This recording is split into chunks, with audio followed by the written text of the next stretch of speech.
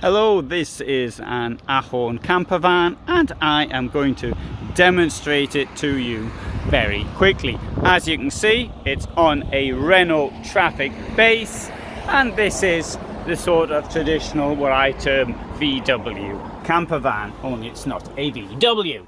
So here we have a very typical outlook for a vehicle of this size. We've got the chairs which will move forward and backwards along these rails. We've got a bit of storage under the chairs, and these chairs will lie flat to create a bed. On this side we've got some insulation materials for the windows, and more importantly we've got a sink, and here we have got two burners. Under this we have got a fridge which is here, and here some electricity, provided of course we're on hookup. This is a light switch.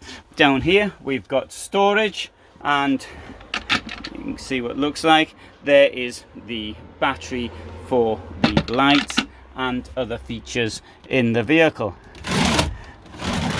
More power here, this time from USBs, and let's have a look round the back.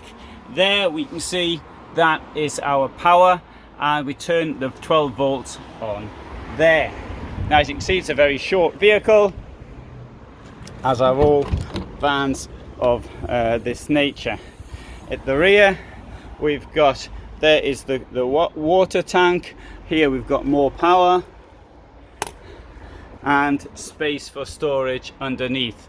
The table folds up neatly into the back of the chair there. You can also see here that this is a tent in the roof. Indeed, part of it is coming down at the front. It would need to be tucked in more neatly.